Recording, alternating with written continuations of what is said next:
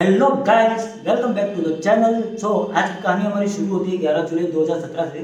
जहाँ एक महिला है जिसका नाम है सबीना मार्टिन, जो एक एनजीओ में काम करती है। रोज़ की तरह वो सुबह सुबह अपने ऑफिस गई, लैपटॉप खोला, मेल्स वगैरह चेक किया।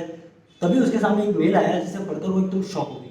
जी हाँ दोस्तों, उसको समझ ही नहीं आ रहा था कि इस मेल में जो लिखा है वो सच है या नहीं। आज मैं जो कहानी आपको बताने वाला हूँ इसी लड़की के बारे में जिसे 20 साल तक, दोस्तों 20 साल तक एक कमरे में बांध कर रखा गया।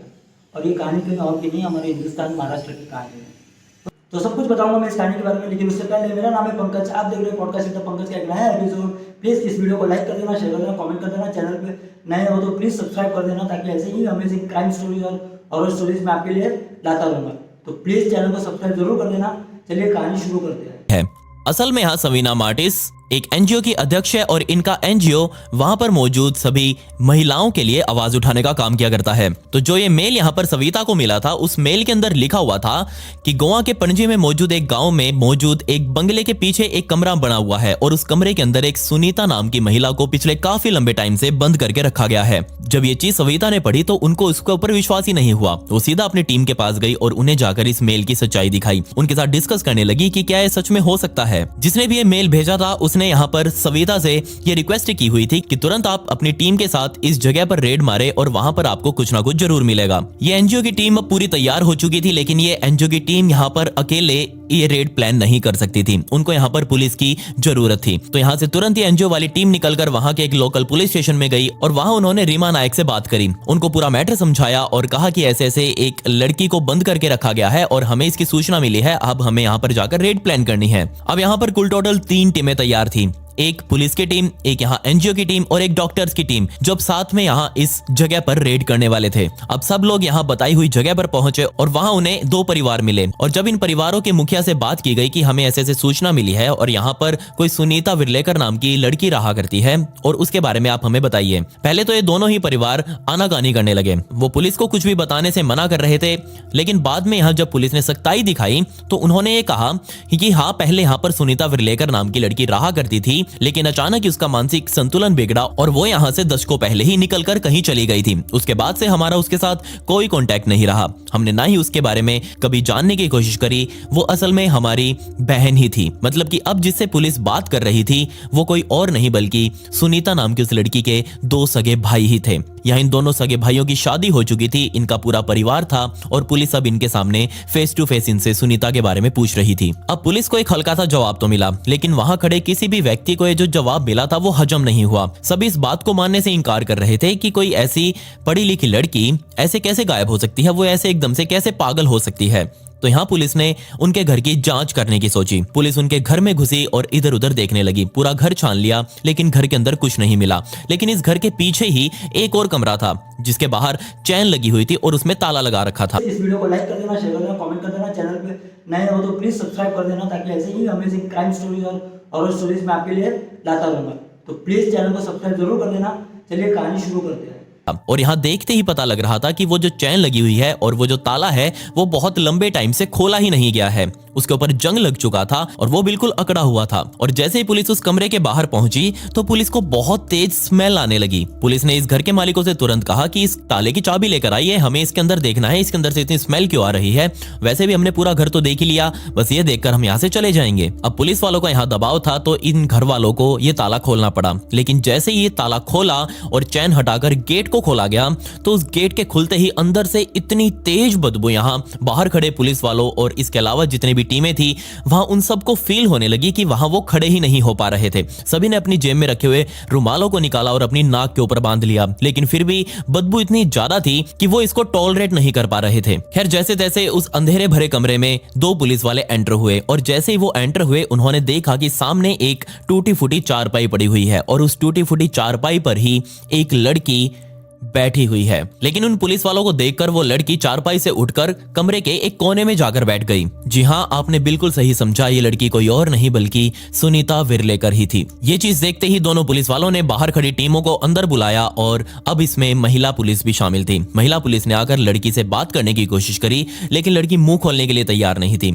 असल में यहाँ वो लड़की शर्म से मरे जा रही थी। क्यों? क्योंकि यहाँ पर उसके शरीर पर कपड़े बिल्कुल ना के बराबर ही थे। सभी वहां पर खड़ी महिलाएं समझ चुकी थी थी कि लड़की शर्मसार हो रही है। बाहर रखी गाड़ियों से कपड़े निकाले गए और उस लड़की को दिए गए। लड़की को कपड़े पहनाकर बाहर निकाला गया। और क्या आप इस बात पर विश्वास करेंगे कि पिछले 20 सालों में इस लड़की ने पहली बार सूरज की रोशनी को देखा था, पहली बार खुली हवा में सांस ली थी। ये चीज देखते ही सुनीता मन ही मन बहुत ज्यादा खुश भी हो रही थी, लेकिन वो खुद को संभाल नहीं पा रही थी। उसका मानसिक संतुलन पहले नहीं बिगड़ा हुआ था, लेकिन अब जरूर बिगड़ चुका था, क्योंकि 20 सालों तक, 20 साल कोई थोड़े नहीं होते। सोचकर देखिए, 20 सालों तक अगर एक कमरे में किसी को बंद रहना पड़े तो उसके लिए वो कैसा होगा।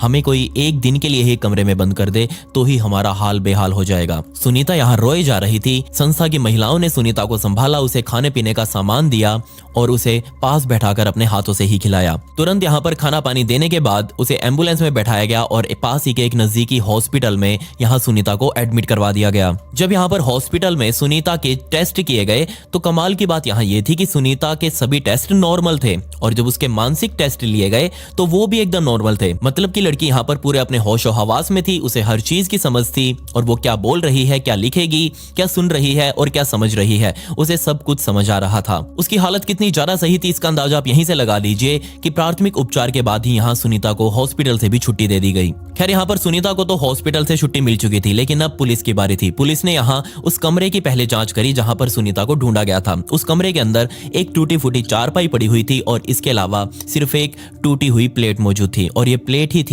जो 20 साल से सुनीता विरलेकर को खाना खिला रही थी। जी हाँ, आपने बिल्कुल सही सोचा, इसी प्लेट में सुनीता खाना खा रही थी और इसी में ही पानी पी रही थी। क्या आप इस बात पर भी विश्वास करेंगे कि उस कमरे के अंदर कोई यहाँ पर बाथरूम वगैरह नहीं बने हुए थे?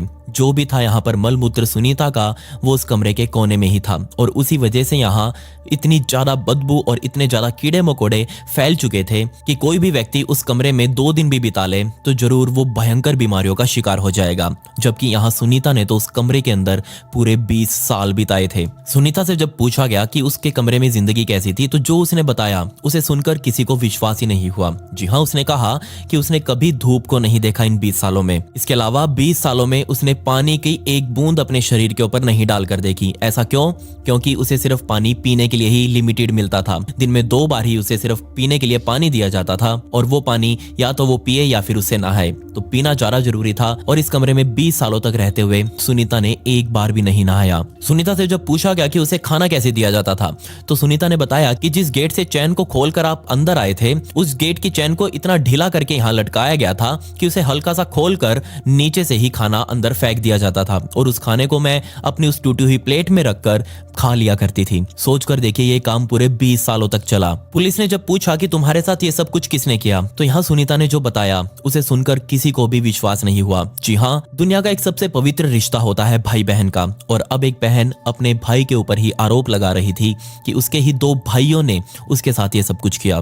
सुनीता के 2 भाई थे जिनका नाम मोहनदास और रविंद्र था। इन दोनों की शादी हो चुकी थी, और यहाँ सुनीता की भाभी अनीता और अमिता थी। सुनीता के बयानों के आधार पर इन चारों को हिरासत में लिया गया। जब इन चारों को झपकर पुलिस स्टेशन लाया गया और इनसे पूछताछ की गई, तो इन्होंने भी एक बहुत ही दिल दहला देने वाली कहानी सुनाई। अब यहाँ पर सुनीता की उम्र 45 सालों की हो चुकी थी, लेकिन घटना 25 सालों पहले की है, जब घर में किसी की भी शादी नहीं हुई थी। दोनों भाई भी कुंवारे थे, और माँ बाप यहाँ अपने तीनों बच्चों से बहुत प्यार करते थे। सुनीता यहाँ पर इकलौती बेटी थी, तो उसे अपने माँ बाप का ज्यादा लाड प्यार मिलता। खैर, टाइम बीतता गया और दोनों बड़े भाइयों की शादी कर दी गई। घर में अब 2 भाभी आ चुकी थी, जिनके साथ सुनीता की बहुत अच्छी बन रही थी। घर में छोटी होने की वजह से दोनों भाभियां सुनीता को बहुत प्यार करती, उसके साथ हमेशा घुल मिल कर रहती, और इस चीज को देखकर माता पिता भी बहुत ज्यादा खुश थे कि उनका परिवार एक समृद्ध परिवार बन चुका है। सुनीता ने अपने 12वीं की पढ़ाई बहुत अच्छे नंबरों से पास करी। अब उसे और हायर स्टडीज के लिए कहीं बाहर निकलना था। ये बात जाकर उसने अपने पिता के सामने रखी, लेकिन यहाँ सिर्फ एक दिक्कत थी, और वो दिक्कत थी सोच। जी हाँ, इस परिवार की जो सोच थी वो थोड़ी छोटी रह गई, क्योंकि वो अपनी बेटी को घर से बाहर पढ़ने के लिए नहीं भेजना चाह रहे थे। और जैसे ही यहाँ सुनीता ने कॉलेज जाने का प्रस्ताव अपने परिवार में रखा, तो उसकी पढ़ाई ही इस परिवार ने छुटवा दी, और सिर्फ 20 साल की उम्र में ही सुनीता की शादी के लिए भी इस परिवार ने लड़का ढूंढना स्टार्ट कर दिया था। और जल्दी ही यहाँ पर सुनीता के लिए इस परिवार ने लड़का ढूंढ भी लिया। लड़का मुंबई में IT कंपनी में नौकरी कर रहा था। घर की हालत ठीक ठाक थी, और देखते ही देखते इन दोनों की शादी भी करवा दी गई। ये बातें तकरीबन 25 सालों पहले की थी। शादी के बाद अपने पति के साथ सुनीता बहुत हंसी खुशी से रहने लगी। इस शादी के तकरीबन 2-3 साल कब बीत गए इनको पता ही नहीं चला। लेकिन ये 2-3 साल हंसी खुशी बिताने के बाद अब इस शादी में दिक्कतें आने लगी। जी हाँ, बहुत कोशिश करने के बाद भी सुनीता मां नहीं बन पा रही थी और इस बात को लेकर उसका पति रमेश बहुत ज्यादा उदास रहने लगा। अब मां नहीं बन पा रही थी तो यहाँ सुनीता के प्रति जो प्यार था रमेश का वो भी कम होता जा रहा था। वो उसको पास आने से मना करता और ना ही कभी उसके खुद पास जा रहा था। जल्दी ही सुनीता को यह भी पता लग गया कि उसके पति रमेश की जिंदगी में एक और लड़की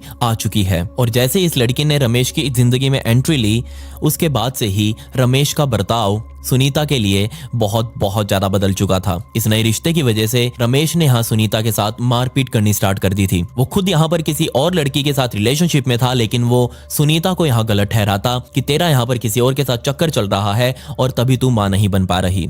ऐसी बातें यहाँ सुनीता को सुनने के लिए मिल रही थी और बिल्कुल इसी पॉइंट का ग्राउंड बनाकर उसने सुनीता को अपने साथ उठाया और सीधा सुनीता के माँ बाप के पास उसे छोड़ आया और बोलकर आया कि यहाँ सुनीता का किसी और के साथ चक्कर चल रहा है और मैं ऐसी लड़की के साथ नहीं रह सकता। सुनीता को जैसे ही रमेश ने मायके में छोड़ा, रमेश वापस अपने घर आया और जो नई लड़की उसकी जिंदगी में आई थी यहाँ उसने उसके साथ शादी कर ली। देखते ही देखते थोड़ा और समय बीता और रमेश अब सुनीता को पूरी तरह से भूल चुका था। लेकिन यहाँ दिक्कत सुनीता के साथ हो रही थी। क्योंकि यहाँ पर उसका ही पति जिस तरह के आरोप लगाकर इस लड़की को उसके घर छोड़कर आया था उसकी वजह से यहाँ सुनीता की बहुत ज्यादा बदनामी होने लगी। इस परिवार के खिलाफ लोग बातें बनाने लगे थे। सुनीता बहुत ज्यादा उदास रहने लगी। वो अपने कमरे में ही बैठी रहती, सारा दिन रोती रहती और अपने भाई और भाभीओं को तो छोड़िए वो अपने माँ बाप तक से बात नहीं कर रही थी। लेकिन फिर भी यहाँ सुनीता को उसके पिता बहुत ज्यादा सपोर्ट कर रहे थे।